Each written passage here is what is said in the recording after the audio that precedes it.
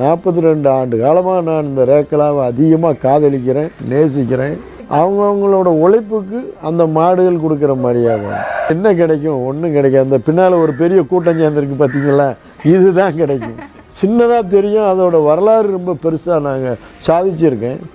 எதிரி நம்மளே காட்டி வலிமையானவங்கிறது தான் என்னோடய பேசிக் ஃபண்டமெண்டலாக நான் நினைக்கிறது. அதனால் ஒவ்வொரு களமும் எனக்கு கடுமையான களம் தான். தமிழ்நாட்டிலே முதல் 1 லட்சம் ரூபா பரிசை வின் பண்ணவன் நான். முதல் நாள் நடுமாடு, மறுநாள் பெரிய மாடு, சின்ன மாடு. அந்த 3 பந்தயத்திலையுமே நான் ஜெயிச்சிருக்கேன். பூஞ்செட்டு, சின்ன மாடு, நடுமாடு, பெரிய மாடு 4 மாட்லேயுமே நான் தான் முன்னாடி. அந்த ரெக்கார்டை இன்னும் சில பேர் உடைக்கலைங்கிறது என்னோட அபிப்பிராயம். உடைச்சிருந்தாலும் இன்னும் 5 செட்டு வச்சா என்றைக்குனாலும் வயசானாலும் அதை வின் பண்ணணுங்கிற ஒரு ஆம்பிஷன் உண்டு என்கிட்ட. ஜெயிக்கணுங்கிற வெறி மட்டும்தான் இருந்தது. தவறான வழியில் இல்லை, நேர்மையாக உழைச்சி முன்னேறணும், உழைக்கணும், மாடு வின் பண்ணணும். திருவள்ளுவர் சொன்ன மாதிரி கட்டுறது கைமண் அளவு, கல்லாது உலக அளவு. இன்னும் நிறைய கற்றுக்கணும், இன்னும் கற்றுக்கல. நான் ஃப்ரீ கேஜில் தான் இருக்கேன். டிகிரி எப்போ வாங்க போகிறேன்னு தெரியலை.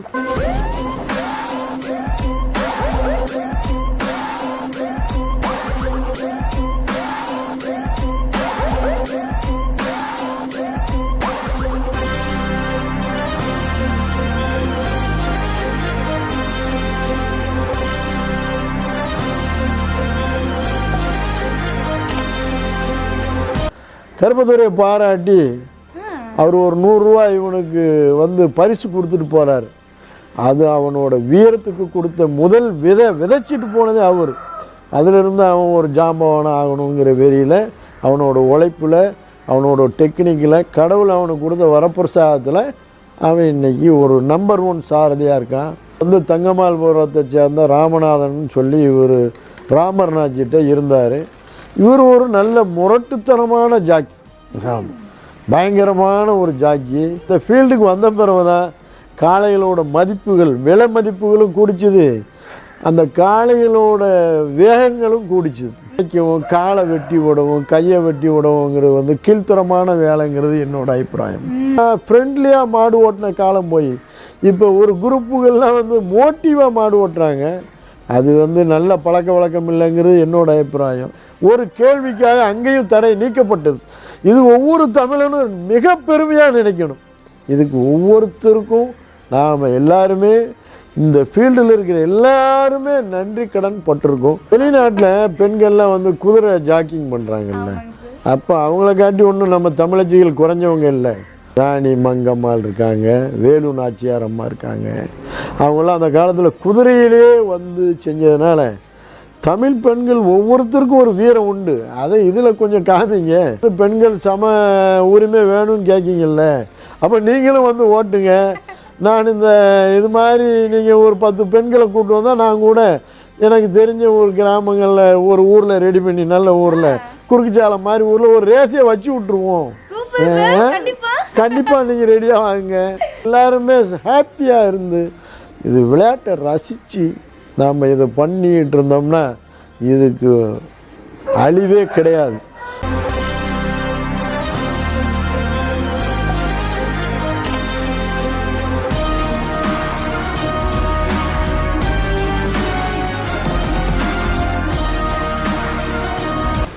முத்துக்கடலை முத்தமிட்டு சொல்லும் முத்தான முத்து நகர், துறைமுக நகர், உப்பு நகர் அப்படின்னு சொல்லி பல சிறப்பு பெயர்களை கொண்ட சிறப்பான ஊர், பாசமான மக்கள் இருக்கக்கூடிய ஊர் தான் நம்ம தூத்துக்குடி மண். அன்பான மக்கள் எல்லாருக்கும் ஒரு அழகான வணக்கம். Welcome to மண்வாசம் Lavanya. முத்தான நகரின் முத்தான மனிதர், ரேக்லா களத்துல பயங்கரமா பேர் பெற்ற ஒரு நபர். ரேக்லா பந்தயம் எங்க நடந்தாலும் இவர் பேரை தெரியாதவங்க யாருமே இருக்க மாட்டாங்க. தலை சிறந்த காளைகளை வளர்க்கக்கூடிய ஒரு நபர், காளைகளை வளர்க்குறதுல ஒரு ஜாம்பவான் அப்படின்னே சொல்லி ஆகணும். தமிழ்நாட்டில் முதல் முறையாக 1 லட்சம் ரூபா பந்தயத்தில் முதல் முறையாக 1 லட்சம் பந்தயத்தை வின் பண்ணக்கூடிய ஒரு நபர் Vijayakumar sir, medical Shanmugapuram. So அவங்க கூட இருக்கேன்னு நினைக்கும் போது ரொம்ப ரொம்ப பெருமையாக இருக்கு. வணக்கம் சார். வணக்கம்மா. எப்படி இருக்கீங்க சார்? நல்லா இருக்கேன். நீங்கள் நல்லா இருக்கீங்களா? ரொம்ப ரொம்ப ஹாப்பி சார் உங்களை மீட் பண்ணதில். நானும் நல்லா இருக்கேன். ஏன்னா கண்டிப்பாக யார் கேட்டாலுமே உங்களுடைய பேர் தெரியாதவங்க அப்படின்றது யாருமே இல்லை. ஸோ அந்த அளவுக்கு நீங்கள் இவ்வளோ வருஷமாக வந்துட்டு களத்தில் உங்களுக்குன்னு ஒரு பேர் வந்துட்டு வாங்கியிருக்கீங்க அப்படின்னா அதுக்கு பின்னாடி நிறைய விஷயங்கள் இருக்குது, நிறைய உழைப்புகள் வந்துட்டு இருக்குது. ஸோ இந்த அளவுக்கு வந்துருக்கிறதுக்கு என்ன ரீசன் இருக்குன்னு நீங்கள் நினைக்கிறீங்க சார்?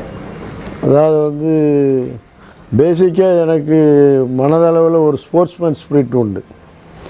அப்படி பார்க்கும்போது எதுனாலும் வின் பண்ணணும், அதுக்கு நான் கடுமையாக உழைத்திருப்பேன். என் கூட உள்ளவங்களும் அதுக்கு கடுமையாக பாடுபட்டு உழைச்சிருப்பாங்க. அது கருப்பத்துறையாக இருந்தாலும் சரி, அவருக்கு முன்னால் எங்களுக்கு வந்து ராஜுன்னு சொல்லி புதியமுத்தூர்கார் ஒரு ஆள், அவர் வந்து எனக்கு ஒரு மந்திரியாக இருந்து இந்த ரேக்லா ரேஸில் வின் பண்ணுறதுக்கு எனக்கு அவர் ஒரு அடித்தளம் விட்டவர். அதுபோக நான் இளம் வயதாக இருக்கும்போது எங்கள் சித்தப்பா நிறைய மாடுகள் விரட்டியிருக்கார். அப்போவே எனக்கு அது ஜெயிக்கணுங்கிற வெறி மட்டும்தான் இருந்தது. தவறான வழியில் இல்லை, நேர்மையாக உழைச்சி முன்னேறணும், உழைக்கணும், மாடு வின் பண்ணணும். அது ஒன்றே தான் என்னோட இலக்கு, அவ்வளோ. கண்டிப்பாக. ஸோ நீங்கள் உங்களுக்குன்னு ஒரு இலக்கை வச்சு அந்த குறிக்கோளோடு போனனால தான் இவ்வளோ வருஷமாக, ஸோ இவ்வளோ வருஷம் ஆனாலும் உங்களுடைய பேரை வந்துட்டு எல்லாருமே வந்துட்டு பெருமையாக சொல்கிறாங்க அப்படின்னா கண்டிப்பாக உங்களுடைய அந்த உழைப்பு மட்டும்தான் அப்படின்னு சொல்லி ஆகணும். So super sir. ஸோ எதனால் இந்த ரேக்லா மேலே ஒரு ஆர்வம் உங்களுக்கு வந்துச்சு, எப்போ வந்துச்சு உங்களுக்கு? அதாவது பேசிக்காக நாங்கள் வந்து ஒரு பாரம்பரியமாக விவசாய குடும்பத்தில் உள்ளவங்க. எங்கள் வீட்டுகள்லேயே கிட மாடுகளே 200-300 மாடுகள் இருந்தது அந்த காலத்தில். அப்போவே நான் சிறு பிள்ளையாக இருக்கும்போதே அந்த மாடு மேலே அதிக ஒரு பாசம் உண்டு. அந்த பாசத்தின் விளைவு தான் இன்றைக்கி விஜயகுமார்னு ஓரளவு 4 பேருக்கு தெரிகிற மாதிரி இருக்கு. 4 பேருக்கா? ரேக்லா பந்தயம் எங்கெல்லாம் நடக்குதோ, ஸோ உங்கள் காளைகள் வந்தாவே இவங்க காளைகள் வந்துருச்சா கண்டிப்பாக சீட் எடுத்துடும், அதில் எந்த ஒரு சந்தேகமே இல்லை அப்படின்னு சொல்கிறாங்க. இல்லை, அப்படியெல்லாம் தற்பெருமையாக பேசுறதுக்கு இல்லை. வர்ற எல்லாருமே முன்னாடி வரணும்னு தானே அந்த களத்துக்கு வராங்க. அவங்கவுங்களோட உழைப்புக்கு அந்த மாடுகள் கொடுக்குற மரியாதை கண்டிப்பாக, இது மட்டும்தான் உண்மை. அண்ட் அது மட்டும் இல்லாமல் உங்ககிட்ட இருக்கக்கூடிய காளைகள், நிறைய காளைகள் வந்து பார்த்தீங்கன்னா தலை சிறந்த காளைகள். ஸோ உங்கள் காளைகளை பற்றி சொல்லுங்கள் சார். நீங்கள் உங்களுடைய காளைகள்லாம் எங்கேருந்து வாங்கி இந்த ரேக்லா பந்தயத்துக்கு தயார் பண்ணீங்க? எனக்கு வந்து பார்த்திங்கன்னா ஒவ்வொருத்தருக்கும் கடவுள் ஒவ்வொரு சின்ன சின்ன ஞானங்கள் கொடுத்துருப்பாரு. அது மாதிரி இப்போ ஒரு மாடு பார்த்தா இது ஓடும், இது நமக்கு பேர் சொல்லி ஒரு அளவுக்கு ஓடுங்கிற ஒரு சின்ன கடவுளிட்ட ஒரு சின்ன ஒரு இது ஞானம். அது போக எனக்கு நிறைய மாடுகள் வந்து மறவர் கரச குலத்தை சேர்ந்த கருப்பத்துறையோட அப்பா, எனக்கு அவர் ஒரு 25 ஆண்டு கால பழக்கம். அவர் எனக்கு வாங்கி கொடுத்த மாடுகள் எதுவுமே எனக்கு ஃபெயிலியர் ஆனது கிடையாது. அது எல்லாமே எனக்கு ஒரு நல்ல பேர் சொல்ல வாங்கி கொடுத்து, பேர் வாங்கி கொடுத்து. ரெண்டாவது, அதாவது பந்தய மாட்டை பொறுத்த மட்டுக்கும் 100 கிராம் எடை கூடுனாலும் ஓடிக்கிடாது, 100 கிராம் எடை குறைஞ்சாலும் ஓடாது. அதுக்கு என்ன தேவையோ அதோட எனர்ஜி பூஸ்டப் எல்லாமே நம்ம கொடுத்துக்கிட்டு இருந்தால் தான் நாம் நினைக்கிற மாதிரி அது நமக்கு பேர் சொல்லி. உங்களுக்கு இப்போ நீங்கள் சின்ன பிள்ளைல, ஸோ எப்பவுமே எல்லாருமே குட்டி வயசில் இருக்கும்போது ஸோ எல்லாருக்குமே வந்துட்டு ரேக்லா மேலே வந்துட்டு ஆர்வம் வந்துடாது. உங்களுக்கு எந்த வயசில் வந்துச்சு சார் ஒரு ரேக்லா? நாங்கள்லாம் வந்து வீட்டை விட்டு வெளியே வந்தாப்புல வீட்டுக்கு ஏற்றாப்புல மாட்டு கொட்டகை தான். அப்போ இதை வந்து எப்போ இருந்து வந்துன்னு சொல்ல முடியும், ஒருவேளை கருவிலேயே கூட வந்திருக்கலாம், வந்திருந்தாலும் வந்திருக்கலாம். வீட்டு வாசல்ல எங்களோட கூட்டம். அப்போ வெளியே வரும்போதே எங்கள் அம்மா வெளியே வந்தாலே மாட்டு முகத்தில் தான் முழிக்கணும். அப்போ அந்த கருவிலேயே அந்த இது வந்திருக்கணுமோன்னு ஒரு எண்ணங்கள் சில நேரங்களில் நான் சிந்திக்கும் போது அது நான் தெரிஞ்சிருக்கேன். இப்போ ரேக்லா காலத்தில் மெடிக்கல் காளைகள் அப்படின்னு வந்துட்டு சொல்கிறாங்கல்ல சார், எதனால மெடிக்கல் காளைகள் அப்படி? நான் 1982 ஒரு 4-5 மெடிக்கல் ஸ்டோர் வச்சுருந்தேன். எங்கள் அண்ணன் தம்பியில் நாங்கள் 4-5 பேர் திருநெல்வேலி ஜங்ஷனில் மெடிக்கல் வச்சுருந்தோம், பாளையங்கோட்டை, புதியமுத்தூர், ஓட்டப்படாரன்னு வச்சுருந்தோம். இந்த மெடிக்கல் காளைங்கிற பேர் எனக்கு ஒரு முத்திரையை பதிச்சு விட்டு வந்து கடம்பூர் இளைய ஜமீன்தார் குமார் ராஜா தான் மெடிக்கல் அப்படின்னு ஒரு ட்ரேடை உருவாக்கி விட்டுது அவர் தான். அதுக்கப்புறம் மக்கள்கிட்ட அது ஈஸியாக ரீச் ஆயிடுச்சு. மெடிக்கல்னு சொன்னால் எல்லோரும் தெரிஞ்சுக்கிட்டாங்க, அவ்வளோதான். தனி ஒரு நபரா, ஸோ நீங்கள் பி விஜயகுமார் சாரா, ஸோ ஃபஸ்ட்டு நீங்கள் விளையாண்ட களம் உங்கள் காளைகள்? அதாவது முதல்ல வந்து எனக்கு நான் வந்து எங்கள் சித்தப்பா ரொம்ப வருஷம் ஓட்டிகிட்டு இருந்தார், அதில் பின்னால் நான் இருந்தேன். அதுக்கு பிறகு வந்து நானாக முதல்ல ஓட்டும்போது எனக்கு 1-2 தோல்விகள் இருந்தது. தென் அதுக்கு பிறகு ஒரு டீம் ஒர்க், நான் மட்டும் இதில் வேலை செஞ்சு ஒன்றுமே செய்ய முடியாது. என் கூட இருக்கிற அனைத்து இந்த பின்னால் இருக்கிற எல்லோரும் மாதிரி அப்போ ஒரு கூட்டம் இருந்தது. அந்த கூட்டத்தில் எல்லாருக்குமே வந்து மாடு முன்னே வரணுங்கிற ஒரு வெறி இருந்தது. அதுக்கு எல்லோரும் உழைச்சாங்க, பாடுபட்டாங்க. அதனால் அந்த பேர் கிடச்சிது. அதுக்கு கடவுளுக்கும் நன்றி சொல்லிக்கிறேன், என் கூட இருந்து உழைச்சவங்களுக்கும் நன்றி சொல்லிக்கிறேன். பணம் மட்டும் குறிக்கோள் இல்லை, இவங்களுக்கு காசு மட்டும் குறிக்கோள் இல்லை, சம்பளம் வந்து கொடுத்தாலுமே அவங்களுக்குள்ள ஆர்வம். இந்த கருப்பத்துறைங்கிற பையன் வந்து என்கிட்ட வந்து ஒரு 16-17 வருஷத்துக்கு முன்னால் வந்தார். சின்ன பையனா மாமான்ட்டு அவங்க அப்பா கூப்பிட்டு வந்திருந்தார். இங்கே கொட்டையில் இருந்துக்கிட்டு ஒரு நாள் கடுகு சந்தை ரேஸ், அப்போ அவர் மூக்கையான்னு மிளகுநத்து மூக்கையா எங்களுக்கு நிறைய மாடு விரட்டியிருக்காரு. அவரோட இவர் பின்னால் போகிறாரு. போகும்போது அந்த மாடு சின்ன ஆக்சிடெண்ட்டில் வண்டி கீழே கவுந்துருது, அவர் விழுந்துடுறாரு. கிட்டத்தட்ட ஒரு பரலாங்க தூரம் அந்த மாடு தனியாக ஓடுது. கருப்பத்துறை இளம் வயது பையன் இறங்கி ஓடி அந்த வண்டியை நிமித்து கயிறை பிடிச்சி ஓட்டிட்டான். ஓட்டி அன்னைக்கு அவன் கடைசி ஆளாக போய் 3வது வந்தான். அதாவது ரசிகர்களில் வந்து காக்கி சட்டியில் ஒரு போலீஸ்காரர் வந்து, அவருக்கு என்ன சம்பளம் எதுலாம் எங்களுக்கு தெரியாது, கருப்பத்துறையை பாராட்டி அவர் ஒரு 100 ரூபா இவனுக்கு வந்து பரிசு கொடுத்துட்டு போகிறார். அது அவனோட வீரத்துக்கு கொடுத்த முதல் விதைச்சிட்டு போனதே அவர். அதிலிருந்து அவன் ஒரு ஜாம்பவானம் ஆகணுங்கிற வெறியில், அவனோட உழைப்பில், அவனோட டெக்னிக்கில், கடவுள் அவனுக்கு கொடுத்த வரப்பிரசாதத்தில் அவன் இன்றைக்கி ஒரு நம்பர் 1 சாரதியாக இருக்கான். நிறைய சாரதிகள் இருக்காங்க, தெளிவாகவும் நிதானமாகவும் இளம் வயதில் பொறுமையாகவும் மாடு விரட்டுறான். அது அவனுக்கு காட்ஸ் கிஃப்ட். அதை நம்ம பெருசாக ஒன்றும் சொல்கிறதுக்கு இல்லை. ஒவ்வொரு மனிதனுக்கும் ஒவ்வொரு ஸ்டைல், அதில் இந்த சாரதியில் அவனுக்கு ஒரு ஸ்டைல். அதான உண்மை. ஏன்னா எனக்கு கண்டிப்பா இப்போ மெடிக்கல் காலேஜில் ஓட்டுற கருப்புத்துறை அண்ணா அப்படின்னாவே எல்லார் மத்தியிலையும் ஒரு பேசக்கூடிய ஒரு நபரா வந்துட்டு அண்ணா இருக்காரு அப்படின்னு நினைக்கும் போது ரொம்ப பெருமையா இருக்கு. இப்ப பார்க்கும்போது அவ்வளோ சைலண்டா இருக்காரு. பேசினா கூட நம்ம 10 வார்த்தை பேசினா அப்படின்னு சொல்லிட்டு ஒரு வாரத்திலேயே முடிச்சிடுறாரு. ஸோ இப்படிப்பட்ட அண்ணா களத்துல வேற மாதிரி வந்துட்டு போறாருன்னு நினைக்கும் போது எங்களுக்கு ரொம்ப பெருமையா இருக்கு. இன்னும் நீங்க நிறைய வளர்ந்து வரணும் அப்படின்னு சொல்லி ஒரு பெரிய வாழ்த்துக்கள் நான் எல்லாரும் சார்பாகவும். Thank you sir. அண்ட் அது மட்டும் இல்லாமல் ஸோ இது வரைக்கும் உங்களுக்கு எத்தனை சாரதிகள் வந்துட்டு வந்திருப்பாங்க சார்? இல்லை, எங்களுக்கு வந்து பேர்லாம் சொல்லுங்க. அதாவது வந்து முதல் சாரதின்னா எங்கள் சித்தப்பாட்டு ஓடிட்டு இருந்தார், மரவர் கற்சோக்குளம் பசும்பொண்ணு அப்படின்னு சொல்லி. அவர் பின் சாரியாக இருந்தார். திருப்பி நீண்ட இடைவெளிக்கு பிறகு தான் நான் அந்த திருப்பி இதுக்குள்ளே வர்றேன். வரும்போது அவர் ஒன்று, மிளகுநத்தம் மூக்கையான்னு 2 பேர் தான். நிறைய எல்லாரையும் இஷ்டத்துக்கு சமயத்துக்கெலாம் நான் பிடிக்கிறதில்ல. என்னோட இவங்க அடுத்தாப்பில் கருப்பத்துறை. இன்றைக்கி வந்து அவர் மிளகுநத்தை மூக்கியாக கொஞ்சம் வயசாகிட்டுன்னு நினைக்கிறேன். என் வயசு இருக்கும் அவருக்கு. இன்றைக்கி வந்து ட்ரெண்டு டெய்லி என்ன பேசிக் ட்ரெண்ட் இருக்கோ அதுக்கு தக்கன நம்மளை மாற்றிக்கணுங்கிறது என்னோட ஆர்வம். இவன்ட்டு இருக்கிற ஒரு யங் புல் இவன், அது ஓல்டு புல் ஆயிடுச்சு. அதனால் இவன்கிட்ட என்ன எதிர்பார்க்கமோ அதை அவர்கிட்ட எதிர்பார்க்க முடியாதுல்ல. அதனால் இந்த 3 பேர் தான் எனக்கு சாரதின்னு இருந்திருக்காங்க, வேறு யாரும் இல்லை. கடைசி வரைக்கும் இவங்க இருப்பாங்கங்கிறது என்னோட எண்ணம். கண்டிப்பா. இப்போ மூக்கையான ஒரு சாரை பற்றி சொன்னீங்களே சார். ஸோ மூக்கையான சாரதி ஐயா வந்துட்டு ஓட்டின பந்தயத்திலே உங்களுக்கு மறக்க முடியாத பந்தயம்?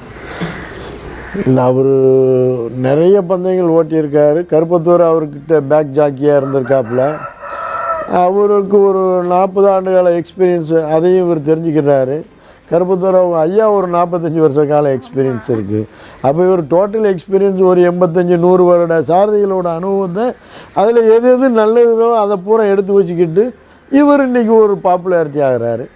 மூக்கையா வந்து நாங்கள் வந்து மாடு அப்போ எங்கிட்ட 1 லட்ச ரூபா பந்தயம் தூத்துக்குடியில் முதலாக திமுக சட்டமன்ற உறுப்பினரும் மாவட்ட செயலாளருமான அண்ணன் பெரியசாமி அவர்கள் வந்து கலைஞர் ஐயாவோட பிறந்தநாள் விழாவுக்கு, அவர் கலைஞர் இப்போ முதலமைச்சராக இருக்கார். அப்போ வந்து ஒரு கூட்டத்தை கூட்டணும், நம்ம என்ன செய்யலான்னாரு. அண்ணாச்சி ரேக்லா ரேஸ் வச்சா நம்ம எதிர்பாராத கூட்டம் கூடுன்னு சொன்னேன். உடனே நைனா சொன்னதை செய்யுங்கப்பா அப்படின்னு சொல்லி உத்தரவிட்டு அதுக்கு உடனே ஏற்பாடு பண்ணார். இந்த தூத்துக்குடி மதுரை ரோட்டில் ஓடிச்சுது. நிறைய மாவட்ட காளைகள் வந்து கலந்தது. அதில் எங்களோட காளைகளும் கலந்து அதில் எனக்கு நான் தான் தமிழ்நாட்டிலே முதல் 1 லட்ச ரூபா பரிசை வின் பண்ணவன் நான். அது போக பாளையங்கோட்டையிலையும் வச்சுருந்தாங்க கலைஞரோட பிறந்தநாள் விழாவுக்கு, அங்கேயும் நான் தான் வின் பண்ணேன். அது போக என்னோடய வாழ்க்கையில் மறக்க முடியாத பந்தயத்திடல்னா தேவரையாவோட குரு பூஜை கடலாடி என்ற ஊரில் நடக்கும், ராமநாதபுரம் மாவட்டத்தில். ஒரு வருடம் வந்து நான் 4 செட்டு வச்சுருந்தாங்க. பூஞ்செட்டு, சின்ன மாடு, நடுமாடு, பெரிய மாடு. 4 மாட்லேயுமே நான் தான் முன்னாடி. அந்த ரெக்கார்டை இன்னும் சில பேர் உடைக்கலைங்கிறது என்னோட அபிப்பிராயம். உடைச்சிருந்தாலும் இன்னும் 5 செட்டு வச்சா என்னைக்குனாலும் வயசானாலும் அதை வின் பண்ணணுங்கிற ஒரு ஆம்பிஷன் உண்டு என்கிட்ட. பெரிய மாடு, நடுமாடு, சின்ன மாடு, இன்னொன்னு பூஞ்சிட்டு நான்லயுமே முததான். ஆமா, அதெல்லாம் கண்டிப்பா மறக்க முடியாத ஒரு கலை. அந்த கலை வந்து மறக்க முடியாது. ரெண்டாவது கடலாடிங்கிற ஊர் என்னோட வாழ்க்கையில் மிக மறக்க முடியாத ஒரு ஊர். நான் லாரி தொழில் பண்ணுற நேரமும் அங்கே ட்ரவுட்டுக்கு தண்ணி ஓட்டும் போது கடலாடி ரெகுலராக டெய்லி அந்த ஊருக்கு போய் வருவேன். அந்த தேவரையா சிலையை நான் போகும்போது வேண்டிக்கிட்டு போவேன், எனக்கு நிச்சயமாக வெற்றி. அங்கே அதே மாதிரி பாஞ்சாலங்குறிச்சிலையும் ஒரு வருஷம் வந்து வீரபாண்டிய கட்டபொம்மன் அவரோட பிறந்தநாள் விழாவுக்கு 3 பந்தயம் நடந்தது. முதல் நாள் நடுமாடு, மறுநாள் பெரிய மாடு, சின்ன மாடு. அந்த 3 பந்தயத்துலையுமே நான் ஜெயிச்சிருக்கேன். அது வந்து அந்த வீரசக்க தேவி என் மேலே ஒரு சின்ன அருளாசி கொடுத்தாங்க. அதனால் இது மாதிரி சின்ன சின்ன இதுகள் வந்து சின்னதாக தெரியும், அதோட வரலாறு ரொம்ப பெருசாக நாங்கள் சாதிச்சிருக்கேன். இது வந்து தற்பெருமையான பேச்சு இல்லை, இன்னைக்கு நீங்க கேட்டதுனால சொல்ல வேண்டியது. கண்டிப்பா சார். ஸோ இது எல்லாமே வந்துட்டு வரலாறுகள் தான். ஸோ ஒருத்தரை பத்தி நம்ம பெருமையா சொல்றோம் அப்படின்னா கண்டிப்பா அது தற்பெருமை அப்படின்றது கிடையாது. ஏன்னா ஒருத்தவங்களை பார்த்தா இன்னொருத்தவங்க வந்துட்டு அவங்கள ஃபாலோ பண்ணிட்டு வராங்க, இவங்களை சாதிச்சிருக்காங்க, நம்மளால ஏன் முடியாது, நம்மளால ஏன் முடியும் அப்படின்னு சொல்லி இன்னைக்கு உங்களை பார்த்து இன்னைக்கு நிறைய பேர் வந்துட்டு வளர்ந்து வந்துட்டு இருக்காங்கன்னு நினைக்கும் போது ரொம்ப ரொம்ப சந்தோஷம் சார். ஸோ ஃபர்ஸ்ட் உங்ககிட்ட எவ்வளோ காளைகள் இருந்துச்சு சார்? ஸோ நீங்க ரேக்லா ஃபீல்டுக்கு உள்ள வரும்போது முதல்ல வந்து இந்த காளையில் வளர்க்குற ஒவ்வொருத்தருக்கும் வந்து ஆசைகள் கூடத்தான் இருக்கும். எதை பார்த்தாலும் நல்லா இருக்குது, இதை வாங்கலாமா அதை வாங்கலாமான்லாம் இருக்கும். நான் முதல்ல வரும்போது 5 ஜோடி காளைகள் வாங்கியிருந்தேன்.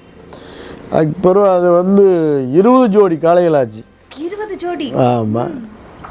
இது அன்லிமிட்டாக இருக்கும் அப்படின்னு சொல்லி கொஞ்சம் குறைக்கணும்னு குறைச்சேன். தமிழ்நாட்டில் முதல் 2 காளைகள் பாளையங்கோட்டையில் எனக்கு 1 லட்ச ரூபா பந்தயம் வின் பண்ண காளைகளை மேலமட சீமான் பாண்டியராஜா என்கிட்ட வந்து 11 லட்ச ரூபாய்க்கு 2 காளைகள் வாங்கிட்டு போகிறாரு. கிட்டத்தட்ட 2008 என்னமோ, கிட்டத்தட்ட 15 ஆண்டு காலத்துக்கு முன்னால் அவர் வாங்குகிறாரு. அதுக்கு பிறகு தான் நான் இந்த ஃபீல்டுக்கு வந்த பிறகு தான் காளைகளோட மதிப்புகள், விலை மதிப்புகளும் கூடிச்சுது, அந்த காளைகளோட வேகங்களும் கூடிச்சுது. இதுதான் உண்மை. கண்டிப்பா. இப்ப இருக்கக்கூடிய காளைகள்ல எல்லா காளைகளுமே உங்ககிட்ட இருக்கிறது தலை சிறந்த காளைகள் தான். அதுல பயங்கரமா இப்ப இருக்கிற காளைகள்ல உங்களுக்கு பயங்கரமா பேர் வாங்கி கொடுத்த காளை எது? உங்களுக்கு அடையாளம் சொல்லக்கூடிய காளை எது சார் இப்போ இருக்கிறதுல? அது வந்து அதாவது நான் இந்த ஒரு குட்டம்பாங்க, மெடிக்கல் குட்டன்னு எல்லாரும் ஒரு ப்ரேயர் வச்சிருக்காங்க. அது சும்மா எங்கள் வீட்டு பக்கத்தில் தெருக்காட்டில் அலைஞ்சிருக்கும் போது பார்த்தா இவன் எதிர்காலத்தில் ஒரு பெரிய சாம்பியனாக வருவான்னு நினச்சி அந்த மாடு அன்னைக்கு வந்து வெறும் 20,000 ரூபாய்க்கு தான் பெறும். நான் 1 லட்ச ரூபா கொடுத்து வாங்கினேன்.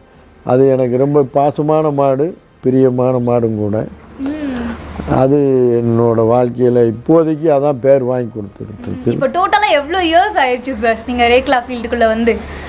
அதாவது வந்து இன்றைக்கி அப்படி பார்க்க போகும்போது நான் சிறுபுள்ளியிலேருந்தே ஃபீல்டில் இருக்கேன். ஏன்னா எங்கள் சித்தப்பா கிட்டத்தில் 40 ஆண்டு காலம் பாலகிருஷ்ணன் சண்முகபுரம்னு சொல்லிட்டு அவர் ஓட்டிக்கிட்டு இருந்தார். எனக்கு ஒரு 10 ஆண்டு வரும்போதே நான் அவரோட போக வர 10 வயசில் இருந்தேன். நான் திருநெல்வேலியில் மெடிக்கல் ஸ்டோர் வச்சுருந்தாலுமே இங்கே பார்த்தீங்கன்னா குளத்தூர், மணல்மேல்குடி, இந்த மாதிரி குறுக்குச்சாலை, இந்த மாதிரி ஊர்களில் தான் ரேஸ் இருக்கும். அதாவது இப்போ இருக்கிற மாதிரி நினச்ச மாதிரிலாம் அப்போ ரேஸ் கிடையாது, எப்போமா தான் நடக்கும். இரவோடு இரவாக பயணம் பண்ணி அந்த ரேஸுகளை பார்க்கணுங்கிற ஆர்வம் அப்போமே இருந்தது. 15 வருஷத்தில் இருந்து இருக்கேன். கிட்டத்தட்ட எனக்கு சொல்லப்போனால் நான் இன்றைக்கி 57 வயசு ஆகுது. 42 ஆண்டு காலமாக நான் இந்த ரேக்கலாவை அதிகமாக காதலிக்கிறேன், நேசிக்கிறேன். என்னோட உயிர் இருக்க வரைக்கும் இது என்னை விட்டு போகாதுங்கிறது என்னோட எண்ணம். அதுக்கு கடவுளோட ஆசீர்வாதமும் வேணும், அவ்வளோதான். Super sir. ஸோ இத்தனை வருஷம் அனுபவத்தில் ஸோ ரேக்லா களத்துலேருந்து நீங்கள் என்ன விஷயத்த சார் கற்றுக்கிட்டீங்க? கற்றுக்கிட்ட பாடம்னு இருக்கும்ல? அதாவது பொதுவாக திருவள்ளுவர் சொன்ன மாதிரி கட்டுறது கைமண் அளவு, கல்லாது உலக அளவு. இன்னும் நிறைய கற்றுக்கணும், இன்னும் கற்றுக்கல. நான் ஃப்ரீ கேஜில் தான் இருக்கேன். டிகிரி எப்போ வாங்க போகிறேன்னு தெரியல.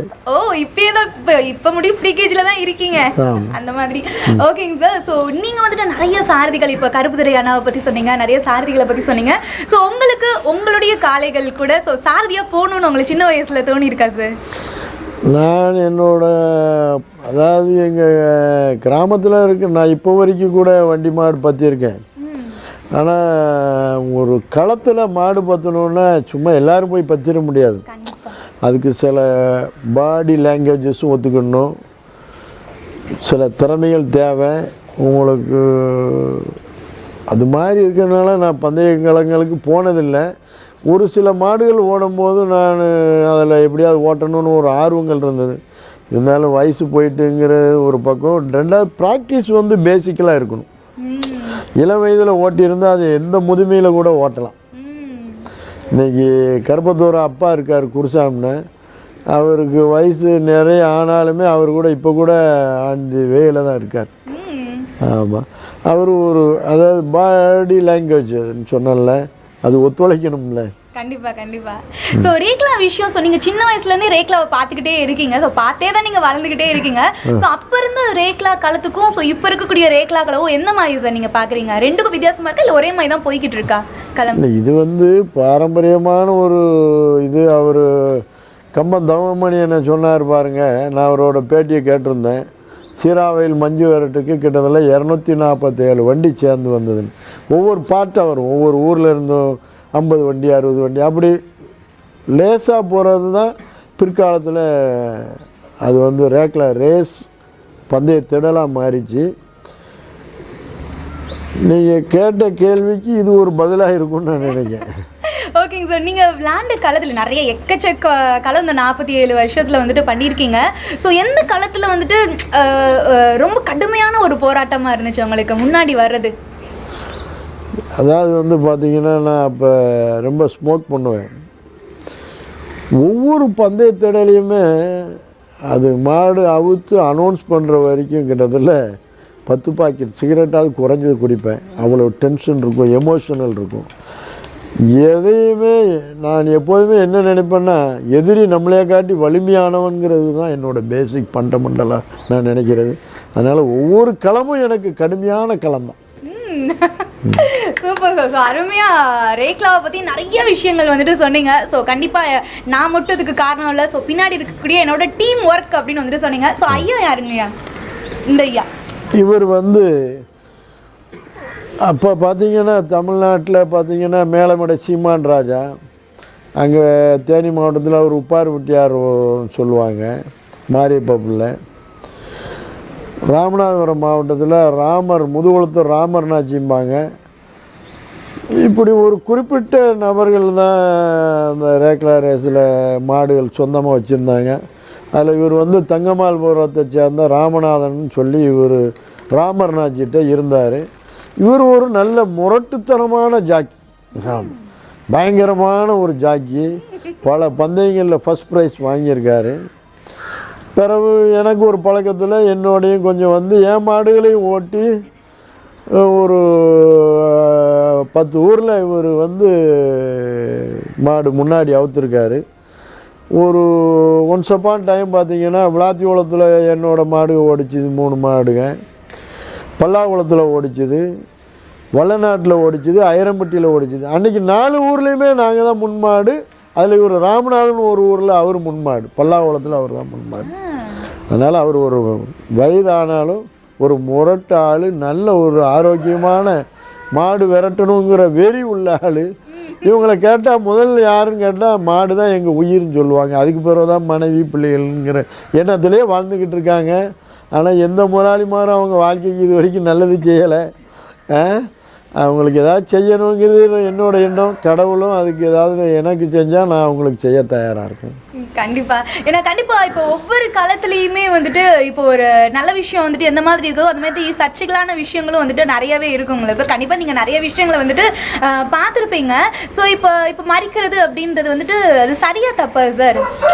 அதாவது வந்து முன்னால் வந்து மாடு விரட்டும் போது ஒரு சாரதிக்கு அவனோட மாடோட கயிறுலேயே தெரிஞ்சிடும், கண்டிப்பாக தெரியணும். அப்படின்னா தான் அவன் ஒரு நல்ல ஜாக்கிங்கிறத ஏற்றுக்கிட முடியும். அப்போ அவனால் சைடில் வர்றவனை ஈக்குவல் பண்ணி போக முடியுமா, இல்லை கொஞ்சம் அவன் மாடுக்கு ரெஸ்ட் கொடுத்து திருப்பி அடிக்கலாமான்னு அவனுக்கு கண்டிப்பாக தெரியணும். அப்படி வரும்போது சைடில் வர்றான்னா மறிக்கக்கூடாதுங்கிறது என்னோட இஷ்டம். அப்படி மாட்டுக்கு மாடு தான் போட்டி. டெக்னிக்கல் தேவை, ஆனால் பட்டு இதை போய் அடைக்கவும் காலை வெட்டி விடவும் கையை வெட்டி விடவுங்கிறது வந்து கீழ்த்தரமான வேலைங்கிறது என்னோட அபிப்பிராயம். அது மாதிரி இல்லாமல் இந்த மூக்கையா பசுமொன்று கூட கொஞ்சம் மறிப்பார். கருப்பத்தூரை அந்த சர்ச்சையில் அவன் சிக்கவே இல்லை இது வரைக்கும். ஏன்னா இளம் வயதுலேயும் அவன் மாட்டோட திறமையை மட்டும்தான் மதித்து ஓட்டுறானே தவிர, அதுமாதிரி அவர் மூக்கையாகவும் அதே மாதிரி தான். மாடு சைடில் வந்தால் கையை கூட காமிச்சிருப்பார். அது சில வீடியோக்களில் நீங்கள் பார்த்தா தெரியும். அந்த நேரத்தில் ஆதனூர் சாமி, ராஜேந்திர சாமின்னா அவர் ஒரு பெரிய ஜமீன்தார். ரெண்டாவது அவர் மாடு விரட்டுற ஸ்டைலு. இந்த செங்கரப்பேரிங்கிற ஊரில் அந்த நேரம் மாடு விரட்டும் போது எங்கள் சித்தப்பாக்கும் அவருக்கு கடுமையான போட்டி. அப்போ அவரோட மாடு கொஞ்சம் ஸ்லோ ஆகும்போது எங்கள் சித்தப்பா கை காமிச்சு விட்றாரு. திருப்பி அவர் மாடு ஸ்பீட் ஆகும்போது எங்கள் சித்தப்பா கையை காமிச்சு விட்றாரு. ஆனால் திருப்பி வின் பண்ணது எங்கள் சித்தப்பா தான். அந்த மாதிரி ஒரு பெருந்தன்மையாக ஃப்ரெண்ட்லியாக மாடு ஓட்டின காலம் போய் இப்போ ஒரு குரூப்புகள்லாம் வந்து மோட்டிவாக மாடு ஓட்டுறாங்க. அது வந்து நல்ல பழக்க வழக்கம் இல்லைங்கிறது என்னோடய அபிப்பிராயம். சில பேரோட சொந்த வெறுப்புகள் இருக்கும். அதை நம்ம பெருசாக பப்ளிசிட் பண்ணுறதுக்கு விரும்பலை. நான் கண்டிப்பாக உங்கள் காளைகளை பற்றி சொன்னீங்க சார், உங்கள் சாரதிகளை பற்றி சொன்னீங்க. ஸோ பின் சாரதிகள்லாம் யார் யார் வராங்க சார்? அதாவது முன்னால் பின் சாரதி வந்து பார்த்திங்கன்னா, இந்த எங்கள் ஊர் பக்கத்தில் மீனாட்சிபுரம்னு ஒரு ஊர் இருந்து அங்கே கணபதினு ஒரு நல்ல பின்சாரதி இருந்தான். அவனுக்கு அடுத்தாப்புல ஓட்டப்படாதுலேருந்து செந்தில்னு ஒரு பையன் வந்தான். இவங்களுக்கு அடுத்தாப்புல உள்ள டீமில் கருப்பத்துறைக்கு வந்து அந்த மரவர் கரிசு குளத்து பையன் முருகன் ஒருத்த இருந்தாப்புல. பிற காளீஸ்வரன் ஒரு பையன் ஓடினான். கருப்பத்துறையோட அண்ணன் மாறியே வந்து ஒரு பேக் ஜாக்கி, பெஸ்ட் ஜாக்கி தான். இப்போ சமீபமாக வந்து ராஜீவ் காந்தின்னு ஒரு பையன் ஓடுறான். அந்த ஆப்பனூர் கார்த்திங்கிற பையன் ஓடுறான். அது போக மதுரை மாவட்டத்தில் இருந்து மதையானன்னு ஒரு பையன் ஓடுறான். கருப்பத்துறைக்கு யார் பிடிக்குதோ அவங்கள ஏற்றிக்கிட வேண்டியது. அதுக்கு முன்னால் மறக்க முடியாத ஒருத்தனை நான் சொல்ல மறந்துட்டேன். சாயலூடி முருகன் சொல்லி ஒருத்தன் என்கிட்ட இருந்தான். ஒரு 10 ஆண்டு காலம் இருந்தான். கடுமையான உழைப்பாளி. அவனையும் நான் இந்த தருணத்தில் நினைவு கூறணும். அவன் இந்த இவர் ராமநாதன் அவரோட செட்டில் உள்ள ஆள், பழைய ஆள், ஒரு நல்ல உழைப்பாளி. பட் இந்த ரேக்லா ஃபீல்டில் இருக்கிறவங்க எல்லாருக்குமே சின்ன சின்ன பேட் ஹேபிட்ஸ் வந்துடுது. அதில் விதிவிலக்காக இப்போதைக்கு இருக்கிறவங்க கருப்பத்துறை. இந்த ட்ரிங்க் பண்ணுறது இல்லை. மற்றபடி இவங்க ட்ரங்க் அண்ட் ட்ரைவ் மாதிரி ட்ரங்க் பண்ணியே மாடுகள் விரட்டுறது. அவனோட போதையில் மாடு என்ன போதை அது போதைன்னு தெரியாமல் நிறைய ஜாக்கிகள், பேக் ஜாக்கிகள் அவன் உடம்பை கெடுத்து அவனுக்கு கடவுள் கொடுத்த ஆரோக்கியத்தை கெடுத்து அவனால் ஓட முடியாமல் செல்லா காசு ஆயிடுறான்.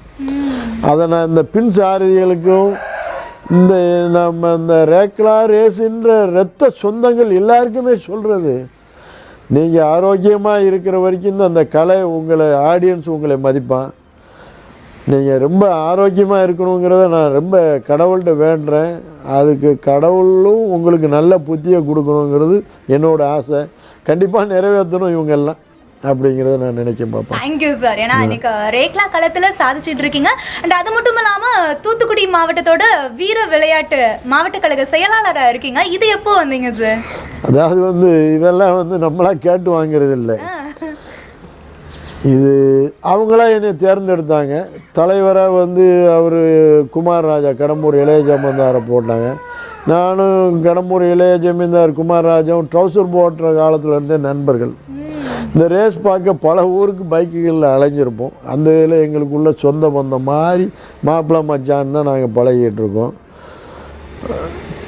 அவர் தலைவராகவும் சில நெருக்கடிகள் வந்தது. இங்கே முதல்ல வந்து இந்த ரேக்லா ரேஸ் நடத்தக்கூடாதுன்னு ஹைகோர்ட்டில் ஒரு ஸ்டே இருந்தது. அப்போ மதுரை ஒத்தக்கடையில் ஒரு பிராமணால் உங்களை மாதிரி ஒரு பெண் வக்கீலை போய் பார்த்தோம். நானும் செங்கரப்பேரி கருத்தப்பாண்டியன் அவர்களும் போய் பார்த்ததில்ல. அந்த அம்மா உங்களை காட்டி மிக ஆர்வமாக ஒரு பிராமணால் வக்கீல் வந்து இந்த ரேஸை பற்றி துல்லியமாக எல்லாம் தெரிஞ்சு வச்சுருந்து எங்கிட்ட அவுடிவிட்டு மட்டும் கையெழுத்து வாங்கிட்டு ஹைகோர்ட்டில் அதுக்கு ஒரு தடையை நீக்கி ஒரு தடை வாங்கி கொடுத்தாங்க. அப்போ வந்து ஜட்ஜ்மெண்ட் வந்து இன்றைக்கி சுப்ரீம் கோர்ட்டில் ஜட்ஜாக இருக்கிறாரு இப்ராஹிம் கலிபுல்லா சார் வந்து நீதி அரசர். இந்த நீதி தமிழ்நாட்டோட பாரம்பரியமான விளையாட்டு, இதுக்கு கண்டிப்பாக தடை கிடையாது, மாடு விரட்டலாம்னு கொடுத்தார். அந்த என்னோடய சொந்த செலவில் அதை செஞ்சுட்டு வந்தேன். அதுக்கு மக்களாக தேர்ந்தெடுத்து கொடுத்த செயலாளருங்கிற பதவியை கொடுத்துருக்காங்க.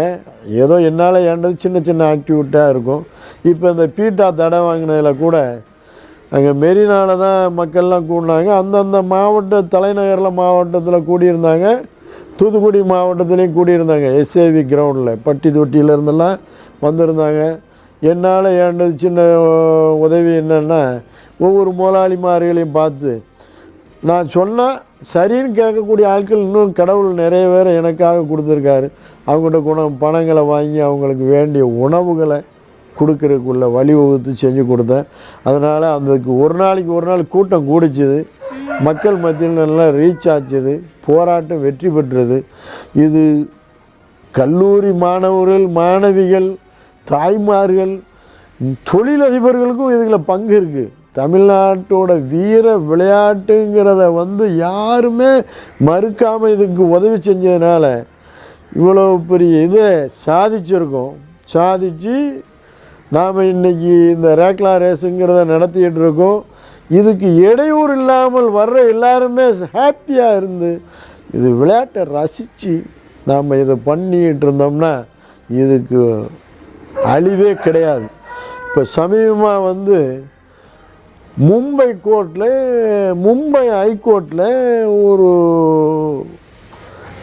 இந்த தடையை நீக்கணும்னு கேட்கும்போது கூட அந்த மகாராஷ்டிரா மாநிலத்தின் ஹைகோர்ட்டில் வந்து தமிழ்நாட்டில் ரேக்லா ரேஸ் நடத்தலான்னு உத்தரவு இருக்கும்போது எங்களுக்கு மட்டும் ஏன் தடை விதிச்சிருக்கீங்கன்னு கேட்ட ஒரு கேள்விக்காக அங்கேயும் தடை நீக்கப்பட்டது. இது ஒவ்வொரு தமிழனும் மிக பெருமையாக நினைக்கணும்.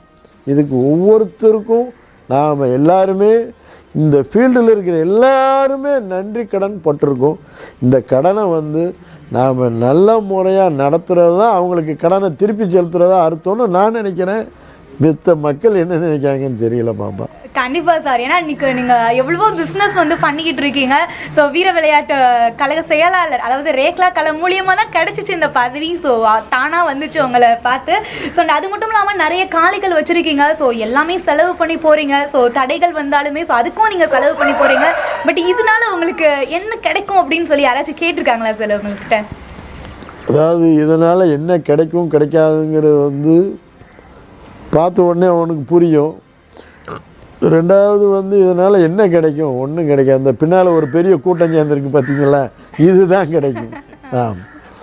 ரொம்ப நன்றி சார். ஸோ இன்னைக்கு உங்களை மீட் பண்ணி உங்ககிட்ட நிறைய விஷயங்கள் தெரிஞ்சுக்கிட்டே நினைக்கும் போது எனக்கு அவ்வளோ பெருமையாக வந்துட்டு இருக்குது. ரொம்ப சந்தோஷம். ஸோ இன்னைக்கு இந்த வீடியோ மூலயமா ஸோ நம்மளுடைய தூத்துக்குடி சீமையில் ஸோ நம்மளுடைய விஜயகுமார் சாரை மீட் பண்ணி ஸோ மெடிக்கல் சண்முகபுரம் அப்படின்ற காளைகள் அப்படின்னாவே களத்தில் ஒரு பெயர் பெற்ற காளைகள் ஸோ நல்லா வந்துட்டு விளையாடும். ஸோ அவங்களுடைய சாரதிகள் கருப்புதுரை அண்ணா இருக்கட்டும், ஸோ நிறைய சாரதிகள் வந்துட்டு சார் பேர் வந்துட்டு சொன்னாங்க. ஸோ எல்லாருமே வந்துட்டு பயங்கரமாக பண்ணுவாங்க.